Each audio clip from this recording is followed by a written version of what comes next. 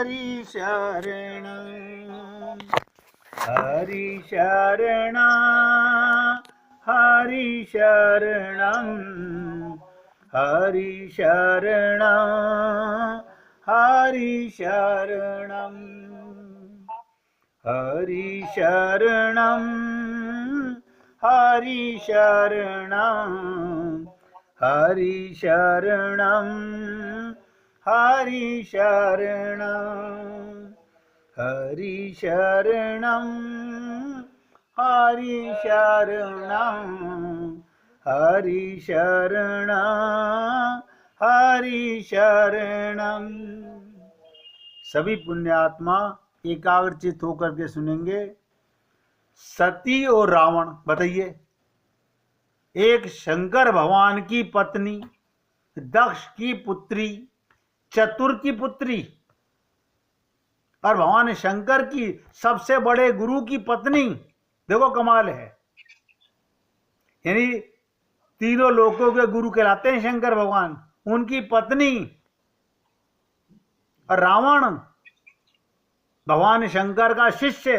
ध्यान दीजिएगा, दोनों का संबंध भगवान शंकर से, पत्नी भी भगवान शंकर की और शिष्य भी भगवान शंकर का रावण।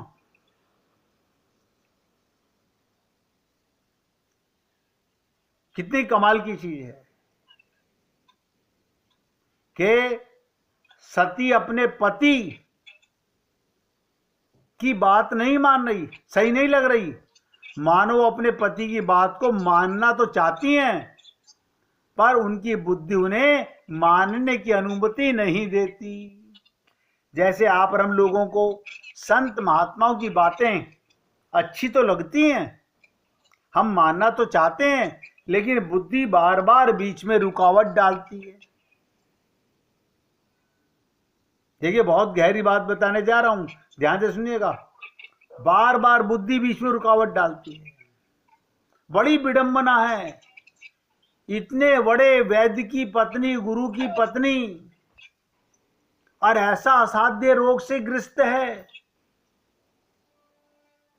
कभी ये मत समझिएगा ये जगत गुरु की पत्नी है, इसको रोग कैसे हो सकता है, ये तो स्पेशलिस्ट डॉक्टर की पत्नी है, इसको कैंसर कैसे हो सकता है। ये किसी को भी हो सकता है, अहंकार के कारण, बुद्धि का दुरुपयोग करने के कारण। तब भगवान शंकर को यह स्वीकार करना पड़ा कि केवल वैद्य ही सब कुछ नहीं होता, डॉक्टर ही सब कुछ नहीं होता, गुरु के करने से ही केवल कुछ नहीं होता।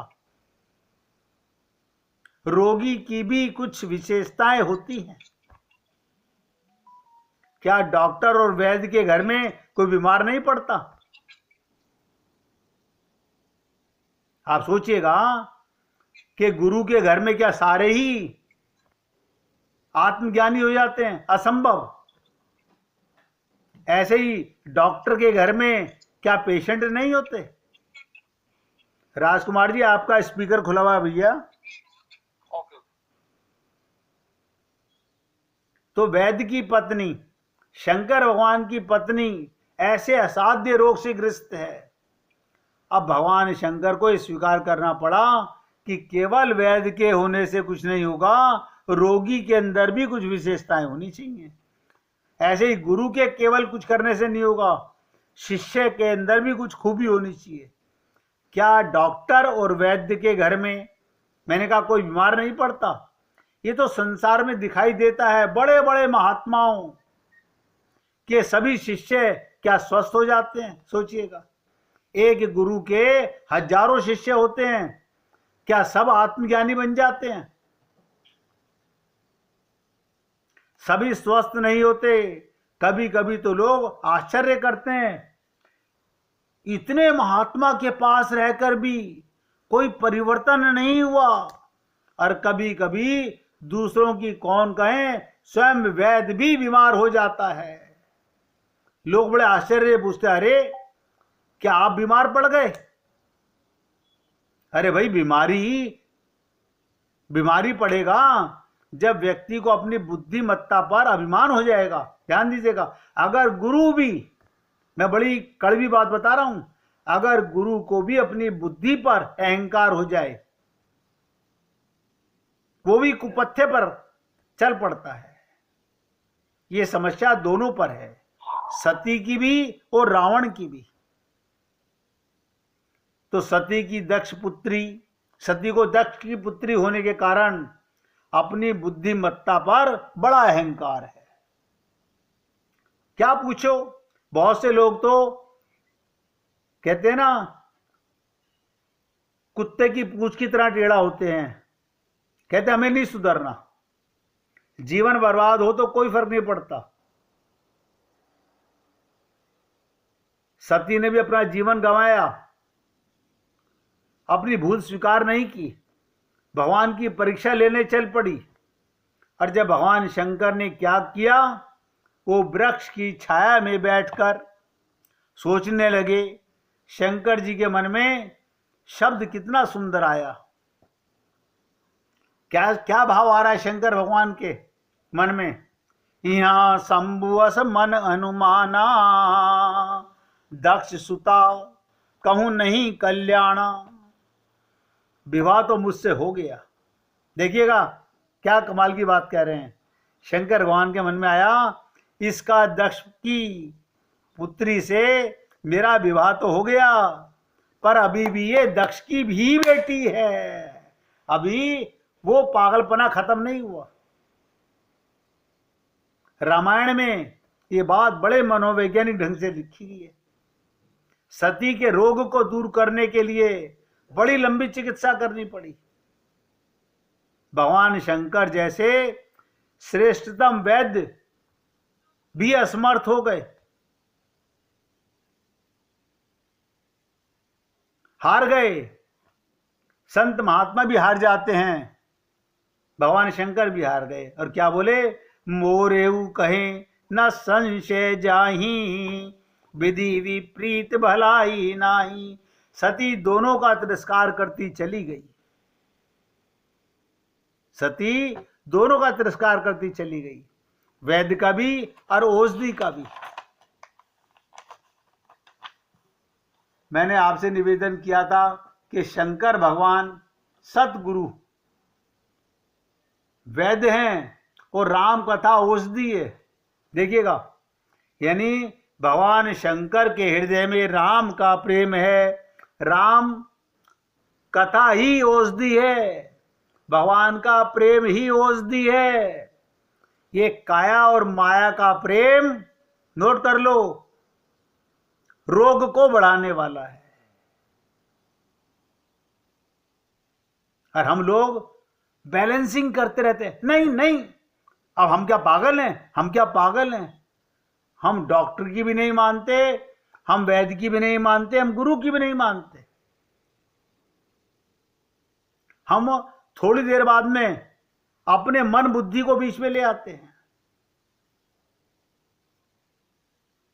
तो क्या कहा शंकर भगवान ने, भव भेषज रघुनाथ जस। सती जी अगस्त के आश्रम में गई तो राम कथा का तिरस्कार किया। देखिए कितनी विचित्र बात है, वहां कम से कम शंकर भगवान ने राम कथा सुनने गए थे, और वहां सती ने राम कथा का भी तिरस्कार किया। बहुत से लोग सत्संग के अंदर बैठे बैठे अपना ताना वाना बुनते रहते हैं। उनको लगता है हम दोनों काम कर लेंगे, सत्संग भी सुन लेंगे और मन में जो कर रहे हैं वो चलता रहता है। वो बहुत ज्यादा बुद्धिमान होते हैं, लेकिन यही उनकी बुद्धिमत्ता का दुस्साहस होता है कि वो ऊपर नहीं नीचे गिरते हैं। तो राम कथा का तिरस्कार किया अगस्त मुनि के यहां। इसका तात्पर्य ये, उन्होंने दवा स्वीकार नहीं की। बताइए, भगवान की कथा ही भगवान का प्रेम पाने की दवा है। अब हम क्या कहें, नहीं बस हमारे को अपना भगवान का प्रेम दे दो। अरे तो दे तो रहे हैं, सत्संग ही दवा है अंतःकरण को शुद्ध करने की, लीला ही कथा है, लीला ही दवा है भगवान में प्रेम होने की। हमें जिस प्रकार से हमारे मन को, हमारे परिवार की, हमारे पियर की, हमारे ससुराल की बातें अच्छी और बुरी लगती हैं, यही भगवान की लीला लगने लगे, भगवान के लीलाओं में अपनापन होना लगे। लेकिन नहीं होता भाई। डॉक्टर अपनी तरह से पूरा प्रयत्न करता है स्वस्थ करने का, गुरु भी अपनी तरह से पूरा प्रयत्न करता है संशय मिटाने का। तो शंकर जी की बात नहीं मानी, दवा स्वीकार नहीं, राम कथा नहीं सुनी, वैद्य का तिरस्कार किया। इस तरह के रोगी जिसे वैद्य और दवा दोनों पर विश्वास ना हो, ना भगवान पर विश्वास, ना गुरु पर विश्वास, ना भगवान की लीलाओं पर विश्वास, तो उस रोगी का क्या होगा आप पुण्य आत्मा कल्पना कर सकते हैं। सती को अपने रोग निवारण के लिए बड़ी लंबी प्रक्रिया से गुजरना पड़ा। अंत में अपने सती शरीर को छोड़ना ही पड़ा, छोड़ना पड़ा। कोई छोटी मोटी प्रक्रिया नहीं है, कितने लंबे इलाज से गुजरना पड़ा।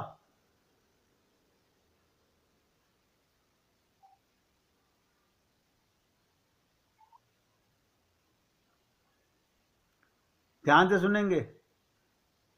दोष भी दो तरह के होते हैं, एक बाहरी दोष, एक आंतरिक दोष। जैसे पीतल के बर्तन में खटाई लग जाए तो उसमें दोष आ जाता है, लेकिन एक दोष और होता है जो बाहर नहीं भीतर ही होता है, बर्तन में ही होता है, उसे धातुगत दोष कहते हैं।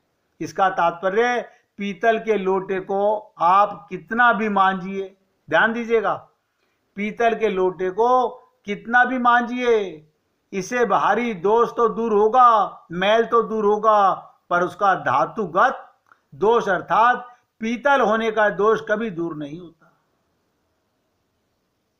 बस सती में क्या दोष था,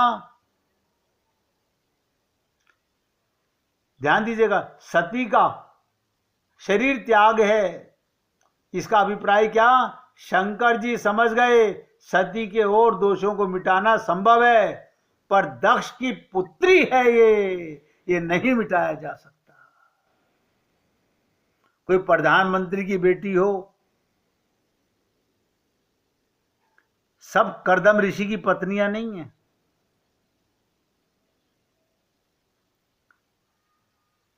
ध्यान से सुनिएगा, सब कर्दम ऋषि की पत्नी नहीं है जिनसे कपिल भगवान का जन्म होता है। अपने पति की 16 वर्ष तक तो वो ऐसे सेवा करती रही, अपूर्व सुंदरी होकर के भी कि शरीर सूख के कांटा हो गया।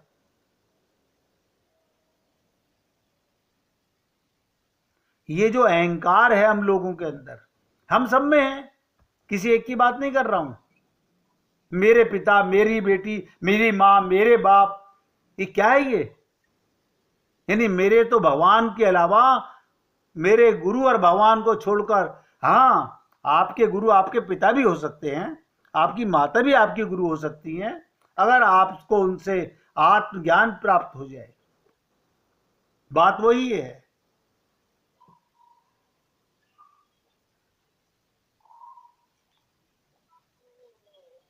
तो जैसे धातु में रोग था, अंत में जो सती जी का शरीर त्याग, इसका अभिप्राय शंकर जी समझ गए सती के दोषों को मिटाया जा सकता है, पर दक्ष की पुत्री में उनका मूल संस्कार है, उसे मिटाना संभव नहीं है।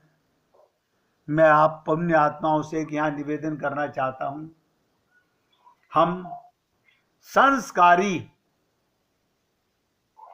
ये शरीर के संस्कार तो कितने वर्ष के हैं, आपकी जितनी आई है उतने वर्ष के हैं। माया का संस्कार, ममता का संस्कार, मोह का संस्कार, काम क्रोध लोभ का संस्कार अनंत जन्मों से चित्त में भरा हुआ है। सोच के देखिएगा, हमारा चित्त ये इसी जन्म की ममता मोह आसक्ति में पागल नहीं है। अनंत जन्मों से ये बीमारी बढ़ती चली आ रही है और लोग वहां क्या कहते, हाँ कोई बात नहीं, आपके कहने से क्या होता है। अरे किसी के कहने से कुछ नहीं होता, हम अपना सत्यानाश स्वयं कर रहे होते हैं। आप ममता कीजिए, मोह कीजिए, आसक्ति कीजिए, पाप नहीं है। फिर पाप क्या है, हम वही तो करते हैं। मैं बता देता हूं, भगवान का मान के कीजिए बस। एक तरफ तो कहते हो करते हो तुम कन्हैया, भगवान की बिना इच्छा के पत्ता नहीं हिलता, और थोड़ी थोड़ी देर में अपनी बुद्धि लगाते रहते हैं, ऐसा क्यों कर दिया, ऐसा क्यों हो गया, ऐसा कैसे हो गया। ये हम सबकी अज्ञानता है।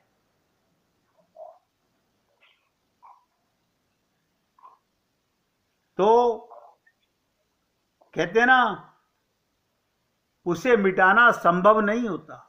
बड़े बड़े गुरु भी हार जाते हैं, तो उन्हें तो धातु की ही बदलनी पड़ेगी, तब जाकर इनका रोग दूर होगा। मानस रोगों के संदर्भ में यही सत्य है। और देखिएगा, भगवत प्राप्ति बिना मानस रोगों के मिटे कभी किसी को नहीं हुई। ये सब नोट कर लो। अनंत कोटि ब्रह्मांड तक सर पटक के मर लो, जब तक मन में रोग हैं, अपने मुंह मियां मिट्ठू कितने ही बन लो, कल्याण नहीं हुआ। हम हुआ नहीं अब तक।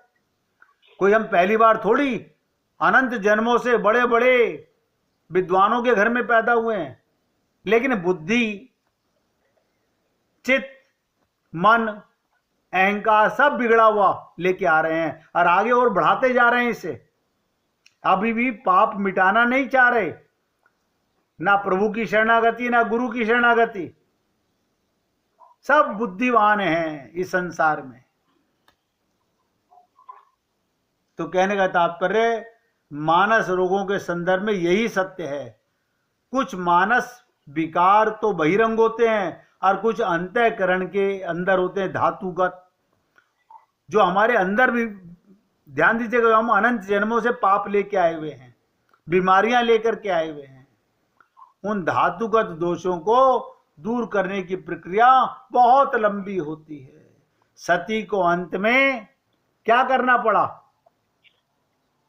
दक्ष के यज्ञ में अपने शरीर का त्याग करना पड़ा, और जब पुनः नया शरीर धारण कर राम कथा का आस्वादन करती है।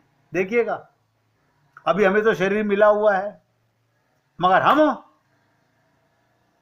अपने चित्त के अहंकार को मिटाना नहीं चाहते। बाद में भी जब पार्वती को भगवान शंकर कथा सुनाते हैं, राम कथा, तो बार बार सोचते हैं ये बुद्धि का विषय नहीं है।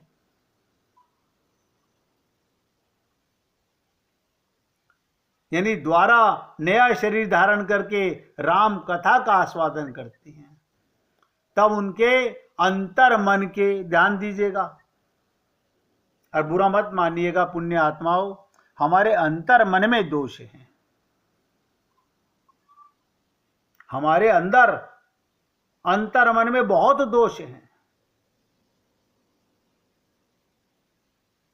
जब राम कथा औषधि है, जैसे शरीर के रोग वैद्य की बताई हुई दवा से मरते हैं, ऐसे ही अंतर मन के रोग जो महारोग हैं, आप ध्यान दीजिएगा, शरीर का सुख भोगना ये और भ्रम में डाल देता है।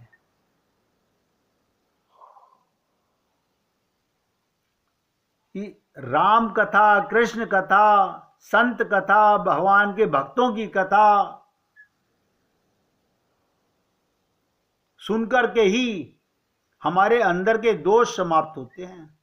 इस प्रक्रिया का बड़ा सुंदर वर्णन सती और पार्वती के प्रसंग में किया गया। देखिएगा, रामचरितमानस, मैं तो कई बार बड़ा ताज्जुब करता हूं कि लोग अखंड रामायण का पाठ कर रहे हैं। अखंड का अर्थ जानते हैं? सोच के देखो, अखंड रामायण का पाठ कर रहे हैं, अखंड का मतलब नहीं पता।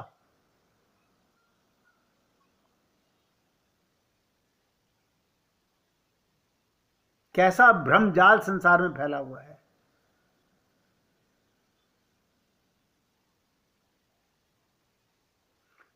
आपके मूल्य में कमी की मुख्य वजह कोई और नहीं है, आप स्वयं ही हो, और उसमें भी खास कारण आप जरूरत से ज्यादा, हम लोग मन में विचार उठते रहते हैं, इसलिए सिर्फ उसे कम कर दो और फिर देखो चमत्कार। अपने मन में उठने वाले विचारों को कम करो। ये कम कैसे करें? इन्हें बदलने लगो। संसार के विचार आए छोड़ो, भगवान की लीलाओं का चिंतन करने लगो। दिशा बदल गई। एक गाड़ी ड्राइवर चला रहा है, रॉन्ग साइड जा रही थी, काफी दूर जा चुकी, उसे मालूम पड़ा तुम गलत राह पर जा रहे हो, उसने टर्न कर ली। अब हम मन के विचारों को टर्न नहीं करते, सही राह पर लाना नहीं चाहते। फिर एक बार भगवान का कीर्तन करके आगे बढ़ते हैं। श्री